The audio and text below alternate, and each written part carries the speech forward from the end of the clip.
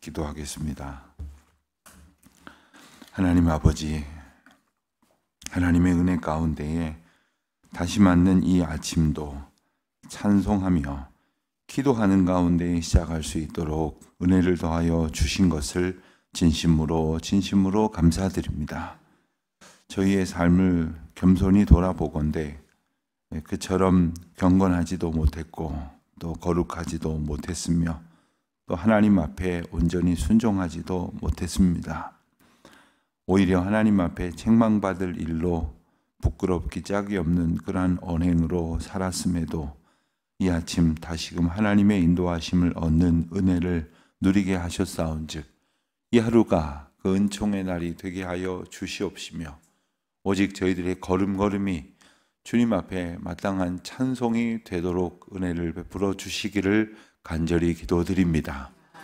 저희가 그저 주일 1시간 예배드리고 때때로 하나님 앞에 경건의 생활을 갖는 듯 하지만 오히려 일상이 하나님 앞에 영광이 되지 못했던 많은 시간들이었음을 하나님 앞에 아뢰을 때에 하나님의 도우심이 아니고서는 온전한 백성으로 구별되어 살아갈 수 없음을 하나님 앞에 간절히 기도드리오니 저희를 도우시고 인도하여 주시사 날마다 구별된 예배자로 거룩한 백성으로 온전히 하나님만을 순종하며 살아가는 주의 자녀로 서게 하여 주시기를 간절히 기도드립니다.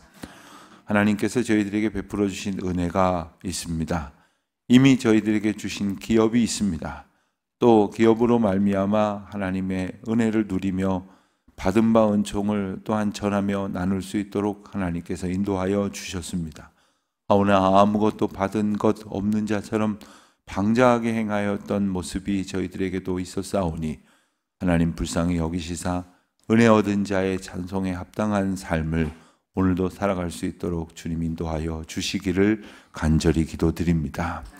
주님께서 주신 것 또 주님께서 주시기로 약속하신 그 은혜의 모든 소망을 품지 아니한 채 세상에서 헛된 욕망에 휩쓸려서 살아가고 있었던 것이 저희들의 모습이온즉 하나님 도우시사 더 이상 헛된 것을 여망하는 가운데에 오직 주님의 은혜와 사랑을 저버리며 살아가는 일이 없도록 저희들을 붙들어 주시기를 오늘도 하나님의 은혜 가운데 지켜주시기를 간절히 기도드립니다. 하나님, 저희에게 소원이 있습니다. 어떤 형편에서든지 하나님의 거룩하신 이름을 붙들고 찬송하며 살아갈 수 있는 그 귀한 삶을 허락하여 주시기를 간절히 기도드립니다. 때로는 저희들이 무엇이 되고자 하였고 무엇을 얻고자 하였으나 가만히 돌아보건대 그것이 얼마나 허탈한 것인지 오히려 하나님의 백성으로 살아가도록 인도하시는 은혜에 너무나 멀리 있었던 그릇된 욕망, 욕심 그리고 우리의 부질없는 생각이었음을 깨닫게 하실 때마다 다시금 하나님의 말씀 앞에 겸손히 부르시는 은혜를 누리게 하시고 이 아침도 그와 같은 은혜를 마음 깊이 체험받는 감격으로 충만케 하여 주시옵소서. 하나님, 저희 교회가 함께 붙들고 그리고 하나님 앞에 순종하기를 원하는 사명들이 있습니다. 예배 공동체가 되게 하시고 또 말씀이 바르게 온전히 선포되고 증거될 뿐 아니라 저희 각 사람을 통해서 하나님께서 원하시는 대로 그 말씀의 은혜가 증거되고 선포되며 흘러갈 수 있도록 은혜를 더하여 주시옵소서. 주님이 베푸신 그 사랑이 증거되는 교회가 되게 하여 주시옵시고 또 나누어지게 하여 주시며 배우고 가르치는 일에 충성을 다하는 주의 자녀들 되게 하여 주시옵소서. 예배당 건축이라는 귀한 사명도 주셨습니다. 하나님, 이 무더운 날 공사장에서 애쓰고 수고할 우리 모든 인부들 안보하여 주시옵시고 어려운 일 만나지 않도록 조그만 안전사고도 없이 지금껏 하나님의 인도하심을 얻은 것 감사하오며 또한 이제도 그와 같은 은혜로 평온히 그 공사의 모든 과정이 이루어지게 하여 주시옵소서. 저희들이 예정하고 기도하는 그 모든 일들이 있사오나 주님께서 더 귀한 것으로 인도하실 줄 믿사오니 귀 기울여 청종하게 하여 주시옵시고 하나님의 뜻이 이루어지는 기쁨으로 저희들 이 모든 과정을 겪게 하여 주시옵소서.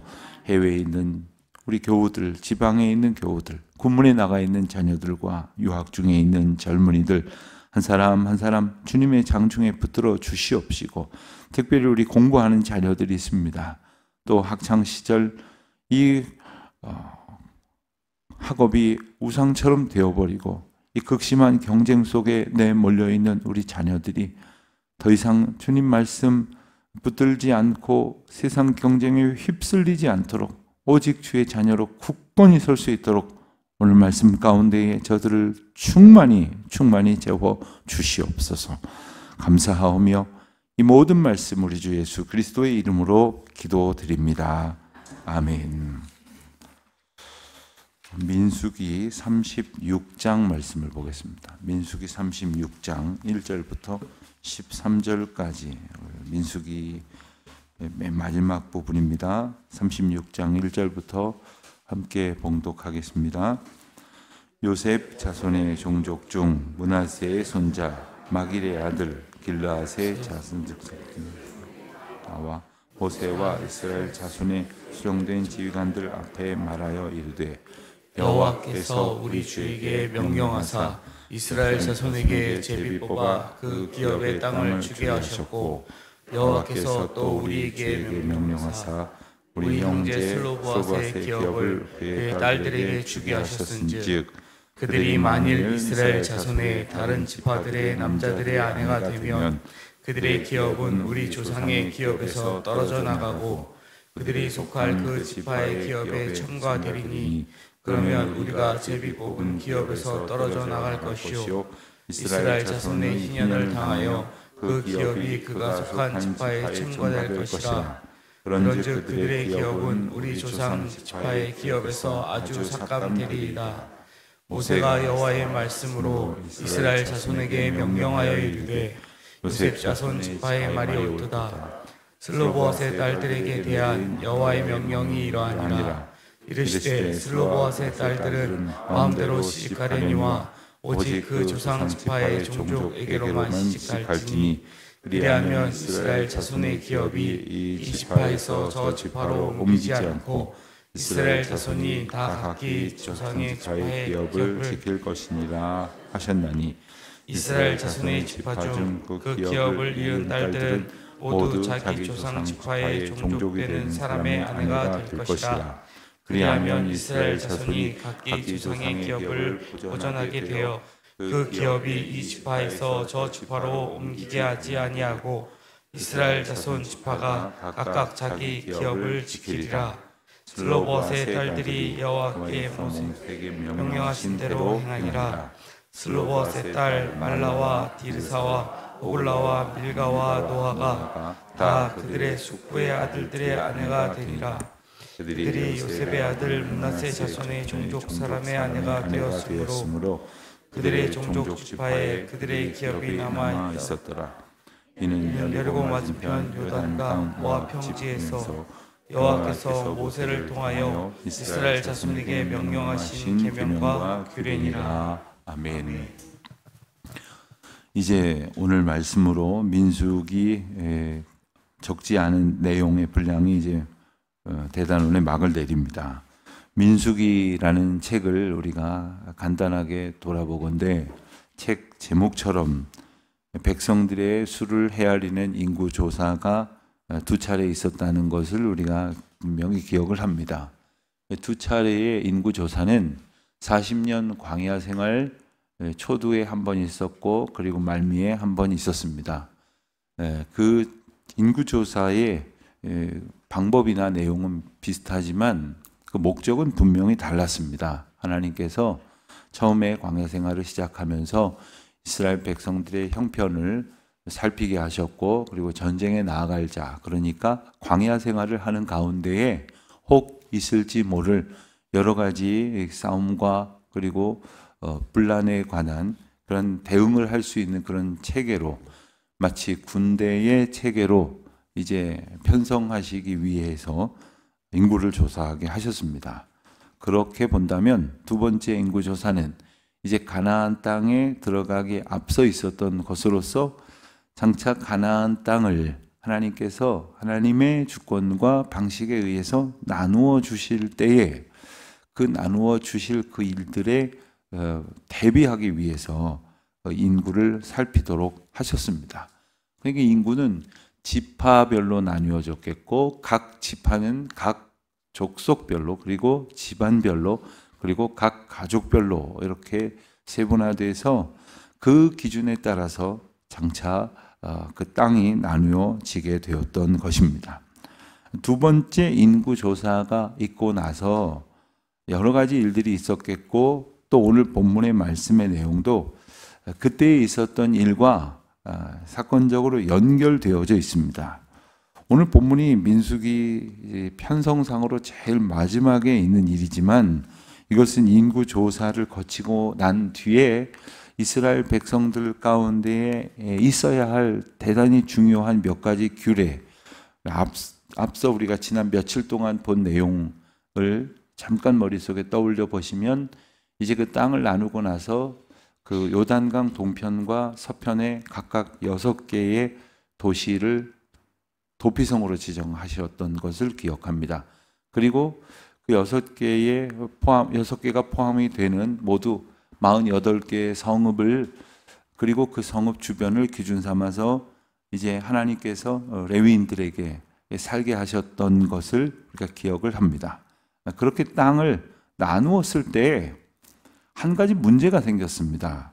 그것은 바로 모든 가문의 남자들을 중심으로 해서 계수하여서 그렇게 땅을 나누어 줬는데 아버지가 딸들에게 유산을 남기지 않은 채 세상을 떠난 그런 케이스였습니다. 그래서 오늘 본문은 1절과 2절 말씀을 보면 그 내용이 요셉 자손의 종족 중 므낫세의 손자 마길의 아들 길르앗 자손 종족들의 수령들이 나와서 이야기를 했다고 하는데 바로 이 가문에 관련된 이야기였습니다. 그래서 그들이 나와서 하는 이야기의 근원은 바로 27장에 나왔던 내용을 우리가 이어서 살펴봐야 하는데 혹시 성경 가지고 계신 분들은 27장을 잠깐 보시기를 바랍니다. 27장 1절부터 11절 말씀을 보면 이런 내용이 나옵니다. 므낫세 자손 중, 그러니까 므낫세의 자손은 요셉의 두 아들 므낫세와 에브라임이 각각 따로 지파를 편성하게 되어서 므낫세는 므낫세대로 에브라임은 에브라임대로 그 지파를 갖게 되죠. 대신에 이제 12의 그 후손들이 13이 되었다는 얘기인데 레위 지파가 땅을 받지 않게 됨으로써 12지파가 땅을 나누어 받게 된 것입니다. 그래서 그 므낫세 종족을 앞서 읽은 오늘 본문에서도 요셉 자손의 종족 중 므낫세다 이렇게 분명히 명시를 했던 것이죠. 그런데 다시 27장을 보시면 요셉의 아들 므낫세 종족들 중에서 마길의 증손 길르앗의 손자 헤벨의 아들 슬로브앗에게 딸들이 있었는데 그 딸들이 이러이러하다 이름이 소개가 됩니다. 그들이 모세에게 찾아와서 자기 아버지는 죽었는데 그 아버지가 그 다른 반역이나 뭐 이런 여타의 책임을 물을 만한 형벌의 이유로 죽은 것이 아님에도 우리는 그 기업을 땅으로 유산받지 못했습니다. 그러므로 우리에게도 그 땅을 주십시오라고 요청하는 것이었습니다. 기억나시죠?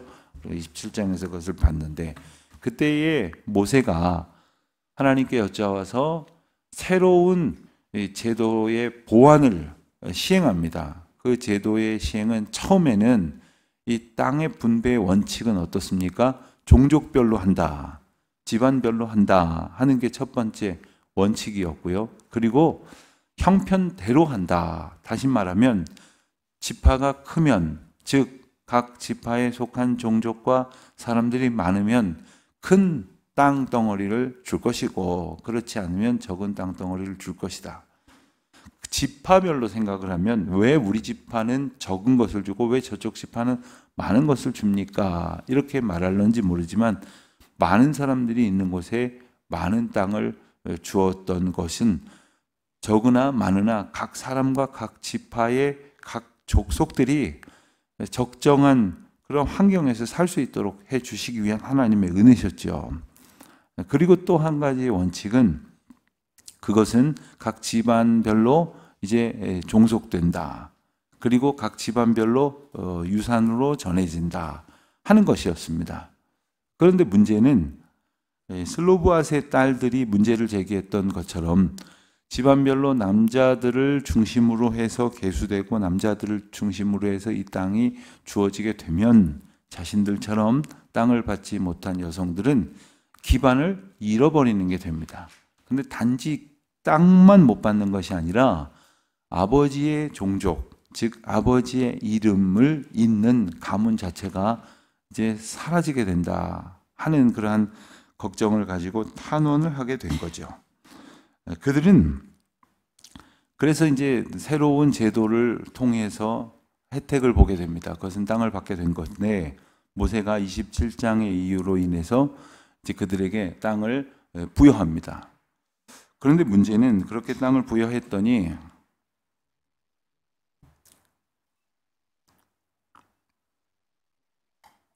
새로운 문제가 생겼습니다. 그것은 바로 1절부터 2절까지에 나와 있는 것처럼 그들의 땅을 주었고 그들의 땅을 그의 딸들에게 주었더니 그 딸들이 만약에 다른 데로 시집 갔을 때에 그 땅이 그 지파에서 사라지게 된다 하는 거죠. 이 탄원을 가지고 모세는 다시 새로운 룰을 제정합니다. 그것은 뭐냐면 그 지파에서만 결혼을 해야 된다 하는 겁니다. 만약에 딸들이 그 유산으로 기업을 받았는데 그 땅을 가지게 된 여인들이 다른 지파 사람하고 결혼을 하게 되면 그 땅이 결혼을 하게 됨으로써 그 다른 지파 사람의 재산이 되는 것이고 그리고 그 재산이 되어서 그대로 이어져 가게 되면 그 땅은 그 지파로부터 떨어져 나가게 되는 것이다 하는 것이죠. 본래 그 땅은 이렇게 주인이 옮겨질 수도 있지만 희년이 되면 4절 말씀을 보면 이스라엘 자손의 희년을 당하여 그 기업에 그가 속한 그 지파에 첨가될 것이다 하는 말씀을 하시는데 희년 즉 7년씩 7번이 지난 49년 다음 해인 50년이 바로 희년이 되는데 희년이 되면 대단히 중요한 두 가지 복원이 있게 됩니다. 첫 번째는 어떠한 연유에서든지 그 자신에게 더 이상 재산이 없으면 어떻게 되겠습니까? 자기가 가지고 있었던 땅도 팔고 그리고 뭐 가축도 팔고 가지고 있는 가재 도구도 다 팔아도 살아갈 수가 없게 되면 결국 자기 자신을 팔게 될 것입니다. 노예가 되는 형편이죠. 그래서 그런 형편이 되어서 노예가 되었다 하더라도 희년이 되면 자유를 얻게 됩니다. 그리고 땅도 마찬가지로 50년 동안 형편이 어려워져서 누군가에게 팔았던지 혹은 그래서 건너 주인이 바뀌어졌든지 간에 희년이 되면 그 땅이 본래의 주인에게로 돌아가게 됩니다. 이렇게 하신 이유는 두 가지입니다. 첫째는 모든 땅과 모든 생명은 하나님께 속하였다는 것을 이스라엘 백성들로 하여금 알게 하시기 위함이고 또 한 가지는 재산이 사람들 마음대로 처분되지 못하도록 하시기 위함입니다. 하나님께서 은혜를 주심으로 인해서 내가 더 많은 것을 가졌다 하더라도 그것이 결국 내 것이 아니요 하나님의 것이라는 사실을 깨닫고 그 욕망으로 남의 것을 빼앗으려는 그런 생각으로 살아가지 말라는 하나님의 뜻이었던 것이죠. 그리고 형편으로 인해서 여러 가지 것들을 잃어버렸던 사람이 모든 것을 다 잃지 않도록 하시기 위한 것이 바로 희년의 축복입니다. 그 희년이 되어져서 모든 땅이 본래대로 돌아가게 되어지는데 만약에 이게 다른 지파로 넘어가게 되면 그 다른 지파에서 이 땅을 내주지 않을 것이다 라는 것입니다. 이런 걱정 때문에 결국엔 희년이 오더라도 그 지파가 받은 그 땅이 고스란히 전해지지 못할 것이다 라는 우려를 이제 모세에게 탄원했던 겁니다. 모세는 그 주장이 일리가 있고 그리고 그 탄원이 타당하다 하여서 이제 새로운 보완을 제도의 보완을 갖습니다. 그것은 뭐냐 하면 유산을 받은 여인들은 혹 그 기업으로 받은 땅을 가지고 있을지라도 그 땅을 가진 채 다른 기업의 사람과 결혼하지 못한다. 결혼해서는 안 된다 하는 제도입니다. 아마 오늘날로 말하면 이건 내 건데 왜 내가 내 것을 마음대로 못하느냐, 혹은 내가 내 마음대로 결혼도 못하느냐 할런지 모르지만, 하나님께서는 이 땅이라는 것을 통해서 단지 하나님이 땅 주인이다라는 얘기를 하는 것이 아니라 그 땅을 기반으로 살아가는 모든 백성들의 삶이 또한 하나님의 은혜와 보호하심 가운데 있다는 것을 분명히 일러 주시려는 것이죠. 하나님께서는 이스라엘 백성들에게 땅을 주셨습니다. 그 이야기는 삶의 기반을 주셨다는 것이고, 또 그 이야기는 생명의 능력을 주셨다는 겁니다. 그러니까 하나님께서 땅과 삶의 기반과 생명의 능력을 주셨다는 이야기는 살게 하시겠다는 거죠. 그러니 하나님께서 우리에게 주신 은혜와 복이 있음을 기억하고 날마다 그 은혜만을 구하며 살아가는 사람은 살게 될 것입니다. 그런데 문제는 우리가 하나님께서 주신 그 땅으로 대표되어지는 그 은혜를 구하는 대신에 헛된 것을 계속 구하고 있다는 것이에요. 하나님께서 이미 주신 은혜가 있고 또 주시려고 예비하신 은혜가 있음에도 불구하고 우리는 매일 다른 것을 구하고 있다는 말입니다. 예컨대 우리 자녀들을 위해서 기도합니다. 정말 간절히 기도해야 할 것은 그 자녀의 나이가 어떠하든지 간에 부모로서 가져야 될 간절한 소망이 있다면 하나님께서 우리에게 베푸신 은혜 이상으로 그들이 은혜를 얻기를 기도해야 할 것 아닙니까? 그것은 세상에서의 지위나 물질을 말하는 것이 아니죠. 믿음을 갖도록 지켜주시고 믿음으로 하나님만을 의지하며 살아갈 수 있도록 기도해야 할 것이 우리의 소원이어야 할진데, 우리는 그 은혜의 땅을 구하지 않고 내가 원하는 땅을 자꾸 구한단 말이죠. 그래서 이성공 저 형통을 마치 하나님의 은혜인 줄로 착각하고 구하는 것이 우리의 어리석음이 아니겠는가 하는 것이죠. 말씀으로 다시 돌아가 보면 모세는 하나님께 기도하여서 새로운 룰을 제정하여 슬로브핫의 딸들이 다른 지파 사람들과 결혼하지 않도록 룰을 보완하셨을 때에 10절 말씀을 보면 그들이 여호와께서 모세에게 명령하신 대로 행하니라. 그러니까 명령대로 준행하였다, 순종하였다 하는 말입니다. 그들이 처음에 왜 우리는 살아갈 기반이 없게 두셨습니까? 우리에게도 기반을 주십시오.